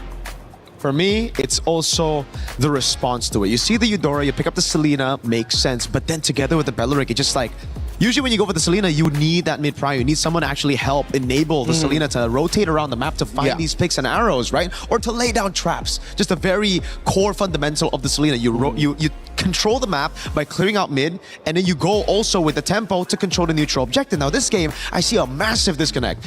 Selena goes for the Season Hunter, right? We take a look at it again here. They go for the Lapu Lapu up top there instead of something that can guarantee tempo. Again, it would have been bursted down, but something like an Esmeralda, right? The Uranus early that was banned out by themselves as well, and no mid-prio. So what was the idea of the Selena at the end with the Season Hunter if you couldn't burst the neutral objectives, or you can't even get to the neutral objectives first? It's been 2 drafts in a row where they've drafted their EXP laner for Sarion Felix last. And that is maybe something they need to look at, Mirko, because there's an element to the draft, but as we'll have time to talk about that, before we go on a quick break, I want to just raise this question. Is this now an element of the mental? Because you've just lost another set. If we're in group stages, you've just lost again to YG. Now you got one more game, but it's like, geez, can we get over this hill? Yeah, for teams that love momentum, that love to be the one setting the tempo, this is going to be a big mental hit. I don't doubt that the coaches are going to quickly get them back into shape. Again, I mean, they had to crawl to win the Grand Finals in MPL Cambodia Season 10 as well, but it will be difficult. Yeah, they're gonna have to run. They can't just crawl back here. Young Galacticos, if you crawl in front of them, it does seem like they're just gonna stomp you down, bro.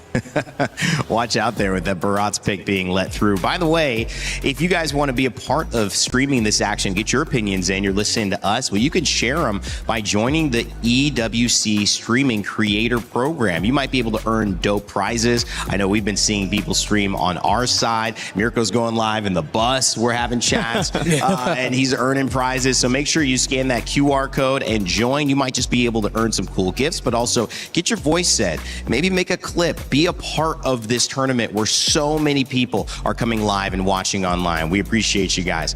On the backside of this, we will have Game 3. It may be the final game of our first set of the day, or it could be the start of Pro Esports return. Either way, we want to let you know there's something cool coming in Acecraft. If you haven't played in a minute, there's co-op in a new mode called We Fly Together.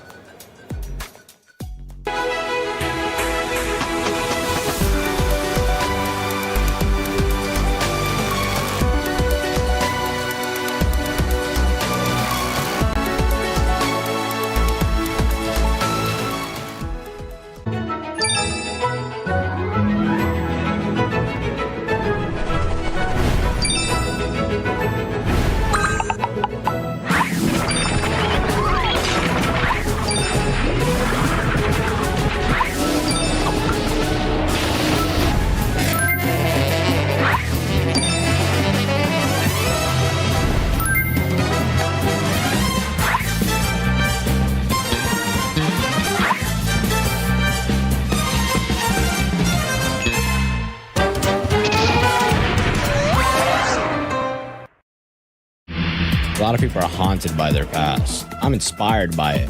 They're not just playing for themselves, they're really playing for their entire family.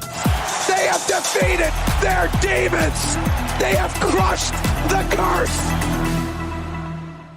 He thinks he can come in here and play my game! He knows nothing! Let's go! Tyler Wine, you're done. Raw energy, house for puff and blow the house down!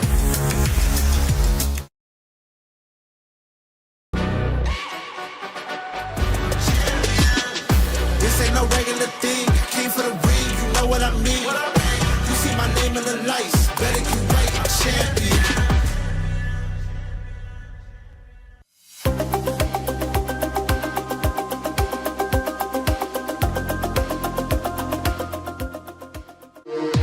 We were there. For every click, every clutch, every respawn.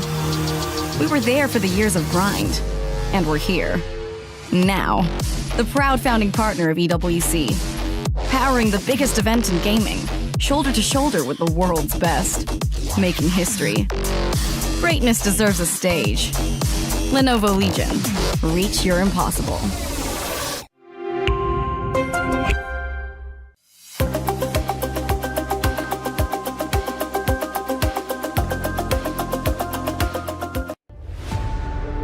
Well, Yangon Galacticos have started out with two, I don't even want to say easy, but I will say complete games. We'll add another C word there for how they've approached pro esports. They've gotten the better end of the draft and then quickly thereafter gotten the better end of the game, gentlemen.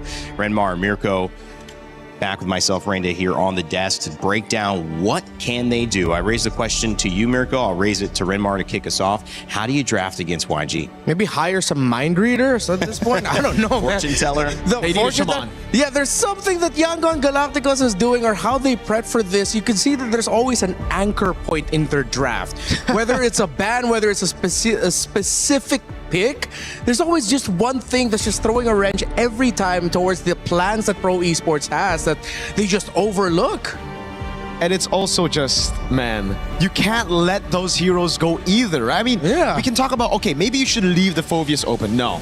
You can't. No. Maybe you can leave, what was the last ban for them? The Atlas open. It's like, no, I don't think so either. So at the end of the day, they're just going to have to deal with it through outplaying their opponents. So now I'd say focus on your own game, right? Instead of trying to go for just meta picks or trying to deny even YG's picks from game one, play your style of MLBB, all right? Build around what your strength is. And right now, for me, it's Coily on Assassins and everybody else on winning matchups. So get that first. Yeah, okay. So they were already able to tick the Coily on Assassin box earlier. So maybe does that mean you pick up your pick for Soriam Felix earlier? Yes. Because Rainday did point out earlier that means that Soriam Felix was getting his picks always picked last now for 2 games in a row. Which is like not Lapu Lapu, bro. I mean, you're seeing the Barats, you're seeing all those picks, right? I was thinking maybe you could go for something like an Alice as well early on, dealing with the glue as well. So there's so many answers. It's just don't panic, don't overthink. Think of the easiest answer first, right? Yeah. Easy's better, bro. Keep it simple. Crowd control, damage. Obviously, they're building around a lot of different things. You can understand PP also going onto the Belleric because he's had such good games with them. But the way that their draft is complementing each other, there's something missing. YG have had every single time good laning phases and then good team fights that were threatening. The Harara coming out early for pro, but these bans... pretty much the same. They take away the Zushin, though. Oh, yeah. So they don't get counter with that in mid, with which set up the Guinevere and a lot of other things. Yeah. They pick up the Hirara for themselves. We're in dangerous grass again. So it looks like pro esports are going to try and see if they could just remix to a much better ending for them. The draft from game number 2. Yangon still picking up the Eudora. And instead of going for the Belleric rush, which I feel like Yangon is thinking is the pick now that pro esports is looking into, they pick up instead of the Barrett's rush, me, they pick up the Belleric. And then now here comes Pro. They get their power picks onto Kozin. They get the Harith. He's played 5 games with it and has won 4. They pick up the Uranus, which again solves a lot of their problems. But the Esmeralda's still open. Yangon says, no, we're feeling it. We're picking up the Fanny. It's just so all so good. Again, for Yangon Galacticos, they saw the Uranus ban in game number 2, right? The Uranus ban with the Phoveus and the Atlas. Then that's the reason they went for the Barat super early. Even if you countered it, it's going to be flex anyways, but even if you countered it, it won't be a crazy counter like the Uranus. This time around, they go Belleric, Eudora, the easy route, and then they see the Uranus on the other side. They don't bite on the Barats then. They just go for the Fanny because there's no lockdown heroes. Now they get rid of those heroes. The Cho, taken out already. Yeah, with pro esports, they're slowly running out of options really to have answers for this Fanny unless they can swing out with a Badang in the roam. It seems like that might be their last best option for it. They can still pull off something crazy like a Dairoth with a Fanny up top, the Uranus against a Dairoth, right? It's not something that I would, go for usually, but if they really just want to snowball and if they think they already kind of mentally destroyed their opponents from the last 2 games. Yeah. Well, there's a lot of CC and there's someone to capitalize on it right there. So you see the game plan. This, I feel that they're just getting the people who need to do well from Kozin to Soriam Felix, to Han. I mean, I feel like to counter this Assassin matchup, you do need something strong, and Coily needs that Harara. So at this point, do you feel that this is a better draft, at least a better attempt? For pro esports? Yeah, Yeah, for sure. I mean, We asked for them to get their Sorry I'm Felix hero much earlier. They get Coily and Assassin. They get the power pick into Kozen's hand. Now they can just adjust for row mid. I feel like the previous drafts, they were looking at row mid way too early and then now decided, okay, let's switch it up. Let's get side lane prio and then we adjust our row mid later.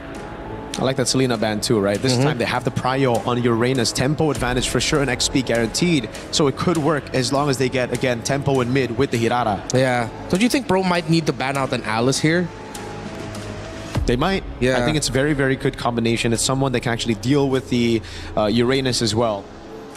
That Alice gets let through. We've seen the Ruby picked up, also from YG.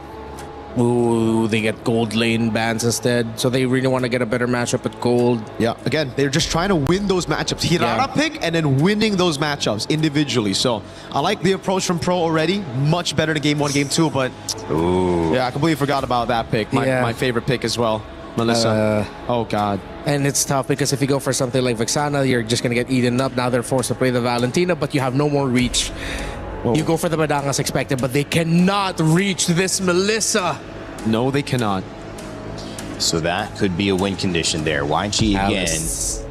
Yeah. Just close it out with an Alice or maybe even a Glue. Not really. No, I'd prefer the Alice.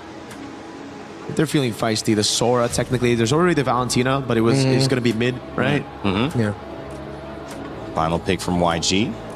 I wonder if YG are already thinking that they've won this and they're taking their sweet time with the last pick. I think so. I think they're trying to find the pick to go and, you know, put the nail in the coffin. They found it. They What is found it. Ruby. It's the You Ruby. called it. You called it. Good, great call, Rain Day. Okay. The anti-dash, the pull, they have the combo. A lot of stopping power for the Melissa. This is all in the Melissa. But again, they still have the Eudora. They could easily snowball early on. The Fanny. Theoretically, this looks perfect for Yangon. But if any major slip-ups happen early, then Pro has a chance, which is tough because you're begging your opponents to make a mistake. Drafts have gotten better each game for Pro Esports, but it doesn't have one more game to go. If you don't get the job done here, you're going home. Your key is crushed at MSC. It's time for YG to either move on into the semifinals or Pro Esports is going to push us to another game in this best of 5. Let's send it back over to Naisu and Leo to kick us off. Here we go. It's gotta happen here for Pro Esports. Yangon Galacticos back-to-back dominant games, but will this draft work this time to get us to another game and get Pro Esports one step closer to moving forward? Or will the key get crushed after this one? Yangon Galacticos, Leo, has been so good, so on point. This draft, though, I wouldn't say is as, let's say, guaranteed as the last 2 games. There's a lot that they're trying here, especially when they threw the Ruby into Ying's hands. Blink bullying a PPP out of the mid prio. If there is something I might say is Pro, especially at this precipice, at this pivot point in this match, they're putting it all on Coily and Kozen. They put the comfort picks, the Hirara and the Harith on these 2 players, these imports from the Philippines, to try and turn it around. Stroke of genius what they did though, especially with picking the Valentina in mid. Yeah. Kind of blocked out Ying Sora. Yeah, that dealt with it, but I still think that even Ying picking up the Ruby here, you know, it serves the purpose of you just have this crazy amount of crowd control that it can help you catch the Hirara if you need to. It can help you catch Kozen if you need to. Reliable damage too. Yep, damage. But he also is a way to pop a Purify for Kozen. And you got to remember too, Kozen, this is a signature comfort pick for him. If I remember correctly, this is, I think it's Kozen on the Harith that has the most kills in one game. Him or Coily. Now they're putting so much pressure. Sorry, I'm Felix. Han draws first blood. Oh, that's tough, man. Again, you do not want to let these early kills, these early first bloods go in the hands of the likes of Han on a Fanny, mind you. You know, to go ahead and just snowball much quicker. And every time a Fanny's in play, you know that you want to go ahead and just kind of put some pressure on that jungle, especially the purple buff, try to stall her out a little bit, but you get this kind of lead. Could be really bad, but first turtle that comes up, they've got the space to work with. Ying's got the level 4. Kaizei's still trying to go ahead and cap it out here just because, again, once he gets that ultimate, that combo is so deadly. And he will. Yangon Galacticos are in such a dominant position for this first turtle. Blink flushes PPP out of that pixel brush. Sa has the Wrath of Dryads, but I don't think that's the best ult to have right now, especially when you're a soft little Valentina at the 2-minute mark. Yeah, you don't want to just put yourself in that position, but they'll really take it slow here. Bit of a reset. Han goes back to base, wants to get his purple buff. So maybe they just trade it out. Maybe they decide they don't want to. Really good decision here, though, from Pro Esports to just see that window of opportunity, take it. At least it's something for them. So again, turtle in the hands of Pro Esports. They'll kind of just recalibrate, slow things down a bit. Even with this, again, knowing that you have a Harith in the hands of Kozin, you need to go ahead and allow him to stay alive, build up on there. Melissa's too. You know, there's a reason now. We've seen her pop up a couple times throughout the past group stage days, and she can be pretty deadly when she hits that power spike. Impressive. Staying the hand for Yangon Galacticos, but Pro Esports knew what Yangon was doing, and they got in there and got the advantage, which is good, because again, oh my lord, Sorry, Felix popping that consecration last second. They're waiting for Kozin's mid-game power spike. Yeah, it's interesting though that there's so much attention up there. You would think, you know, on the Uranus up there in the XP lane for Sarion Felix. Whoa, Kaiser coming in, but PPP stops the exit. Now here comes the Wrath of the Dryad as PPP gets taken down. Han and Blink walk away. Okay, a trade. Oh wait, there's still putting potential up there. Han walks to the wall. Ying to the rescue. Coily Retribution. That's a steal on a small camp. All right, that's what Coily needed to do. You can see he's slowly building up a bit of a XP lead also against Han. Even though Han had those early kills, it's just some of his camp's been taken away from him. They've really done a good job. Pro Esports has done a great job of just kind of choosing their fights and slowing down a bit. They're able to catch out Kaise again. This is one of the great things about having that Badang in the roam in the hands of P. He can actually just kind of take them for a surprise, whether he uses a flicker or not, to set things up for a potential kill. You just have to be able to go ahead and survive once Blink literally comes forward and Wrath the Dryads, like we just saw. And, you know, that's why also when you look at what Sa has been taking, he's got his own, right? I'm not sure if he's really going to change anything other than just having the Wrath of the Dryad for him. It sounds like the perfect Rochambeau, because right in the middle is Sa, who is relying on what ult he gets. Right now, 2v1. Soria Felix pops the consecration one more time underneath the turret. Not going to be safe here as three of them go for it. They had to send Kaiser up too, but this opens up another turtle for Pro. Pro's willing to trade, man. You know, if it's Sarion Felix going down, I don't think that's too bad for Pro Esports. No. Right? He's just the Uranus. He's going to go ahead and deal with some pressure. As long as his team is trading something for it somewhere else, which happens to be now the second turtle, then that's all good. Hey, you want to make some omelets, you got to crack some eggs. Got to crack some eggs. And in this situation, Sarion Felix is the egg. That's a big egg, man. But hard to open.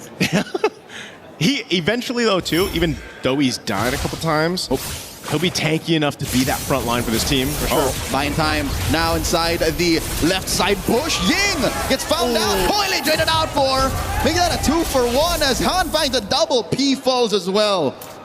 I don't even know who really started that fight, but at the end of the day, I think Pro have lost the lead that they've built up over the past 5 minutes. Fight, because that's exactly what they did. Let's take a look at the replay. Again, this is all, they're all centered around here. You can just see that double basically Wrath of Dryads being set up, but the problem is because you're fighting that little choke point and you've got the walls to work with, Han kind of gets that upper hand where he can just kind of cable back and forth. Like Spider-Man. Hey, go see it while you can. Han picks up the Malefic Roar now. A lot of damage coming through, so it's not Sanji time just yet. Yeah. Nor is Kaise going as hard as he was in game number 2. So we're expecting Han to be the real punisher this early on. Especially since Pro has lost that, you know, big 1,000 gold lead they had in the 5-minute mark. Oh, big wall put up. Blink gets caught. He answers with a Wrath of the Dryad. Han comes in! Cutthroat finds B! Serves up a kill to Kaise. Okay, flicker burn from Kaise. Again, really good counter punch there from YG. Pro Esports has to choose these fights a little bit better, but they can start to go ahead and rely on this. Oh, Kozin. Uh-oh. He drops that Salmon Force. Oh, the cable. Han, maybe one more enhanced basic attack would have taken down the Fanny midair. He popped the Purify from Kozin. Kozin is going to be that guy for Pro Esports once he scales into this Harith. This third turtle, though, being worked on by Yangon Galacticos, most likely will go in their hands unless a Conceal's already used. They're going to fight for it. Drop in Muddles. Ying skewers. There's the Wrath of the Dryad coming down. And the lineup on Pro Esports are compromised, but Young Galacticos lost a little too much health. It's Pro's going to be making themselves scarce for now. Yep, turtle secure though by YG.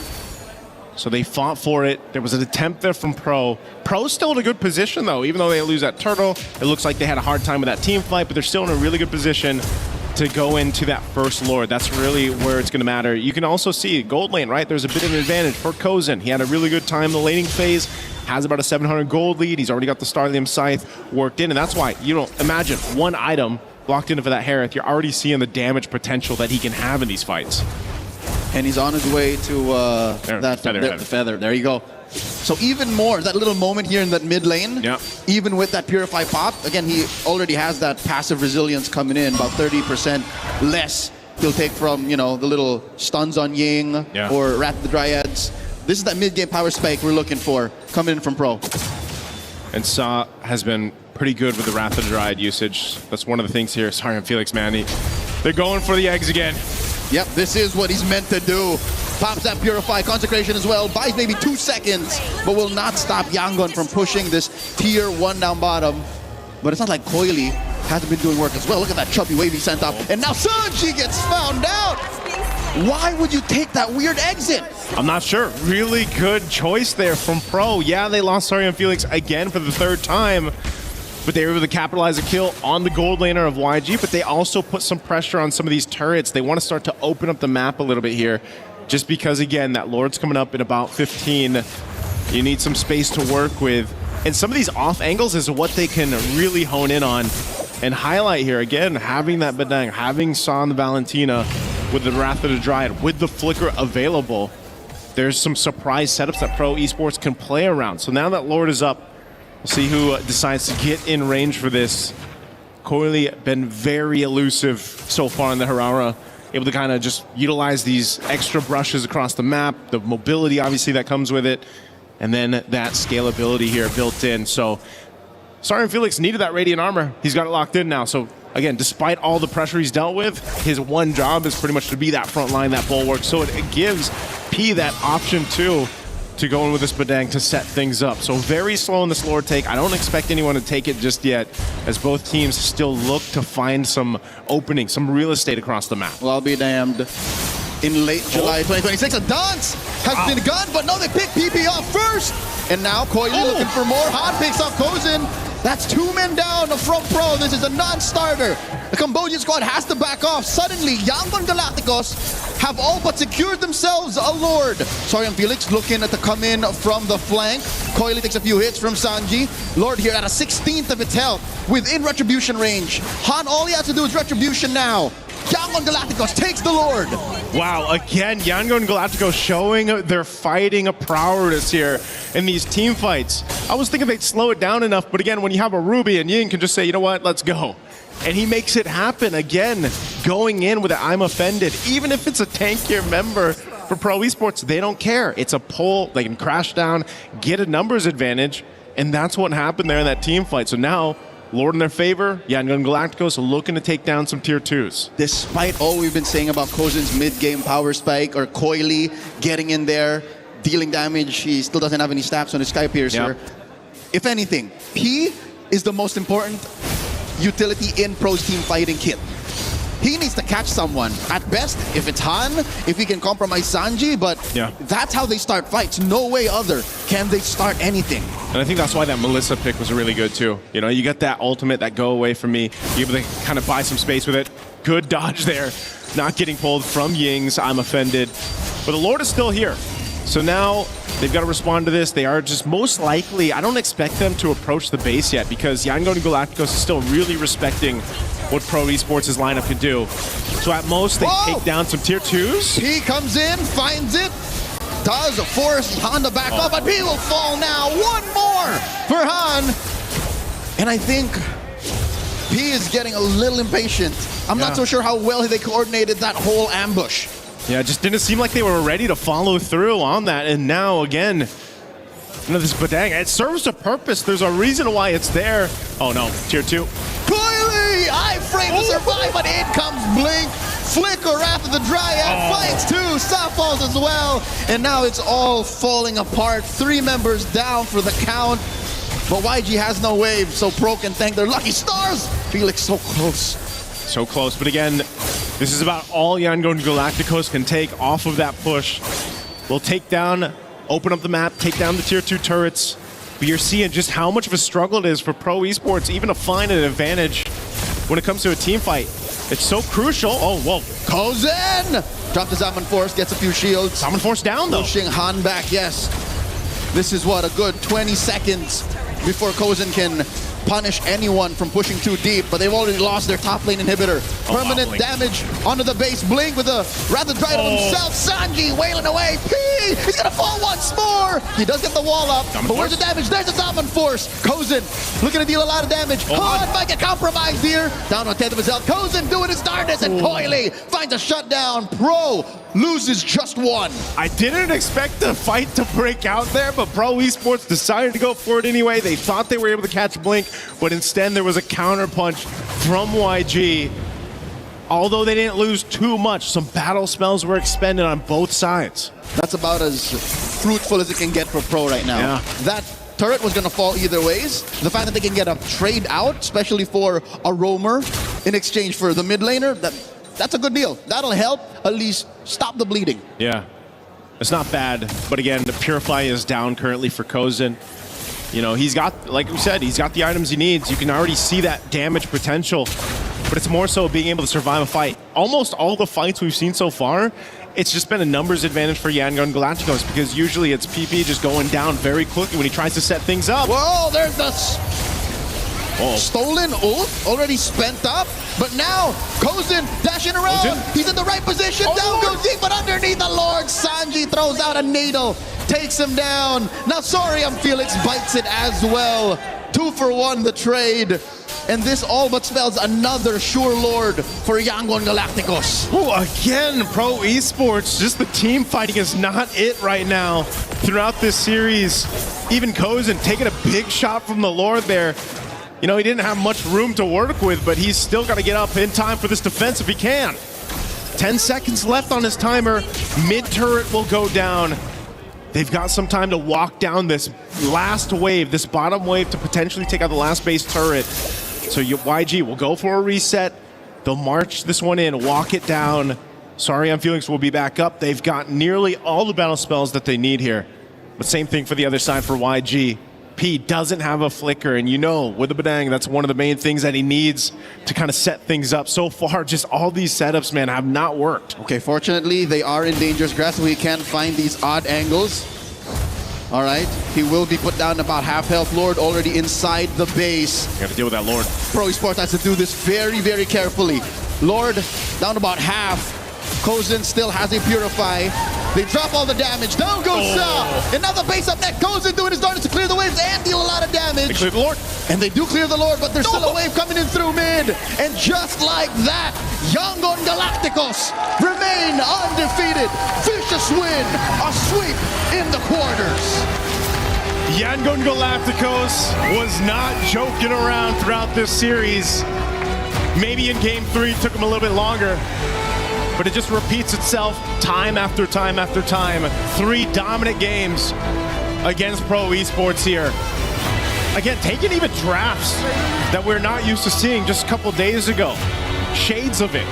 Things that worked, things that didn't, they readjusted, refined. And I'll tell you what, Yangon Galacticos looks like a big threat moving forward. In every single game, they've managed to dissect Pro Esports' play, denying Coily and Kozen that bloodthirsty play style. They have thrown us back to the heyday of utility jungles. I was gonna say mid-game here, I can't believe it. We were Lord dancing again. Yeah, it's been a while since we've seen that Lord dance. We've seen a bit of it here and there, but maybe that's a premonition for what we're gonna see here in the knockouts. You know, and they knew the weak points of the lineup that Pro Esports brought to Game 3.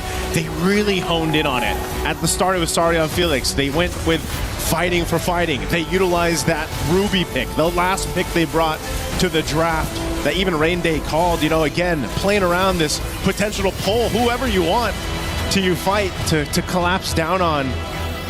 And it's that Eudora again for Kaise, man. He's been coming in clutch throughout the series. And Han showcasing. I mean, look at this, 7-0-5 on that Fanny. What a hell of a series that Han has had, going from utility to assassin. And just an amazing series. We're gonna have to throw it over on stage with Milosh to hear from our winners. Thank you very much, my friends. It is done. Our first semifinalist is qualified. It's Yangon Galacticos. Ying is joining us for a quick interview here between us. So please, incredible performance, 3-0. Is this why you chose Pro Esports to play against them? How did you predict that this is how this would go? အဲ့တော့ရင်းရေ3-3ညာနဲ့ဒီပွဲကိုနိုင်သွားပြီတကယ့်ကိုကောင်းတဲ့ပွဲပါဂုဏ်ယူပါတယ်အဲ့တော့ဒီ Pro Esports ကိုဒီလိုနိုင်ဖို့အတွက်ဘယ်လိုများရွေးချယ်ခဲ့တာလဲပြင်ဆင်တာပြောရလားဘယ်လိုပြင်ဆင်တာအရှိမှလည်းကျွန်တော်တို့နဲ့တွေ့ပြီဗျာကျွန်တော်တို့2-3နိုင်တာအဲအကြောင်းကျွန်တော်တို့ရွေးဖို့အတွက် confidence ရှိရပြီးတော့သူနဲ့တွေ့ရင်ဘာလို့ရမလဲဆိုတာကျွန်တော်အမြင်နဲ့တွေ့တာအဲအကြောင်း We have experienced that we have won in the past on the first game and then we know what to do with them. That's why we choose them. I mean, clearly that was the case because you specifically, in this entire best of 5, only down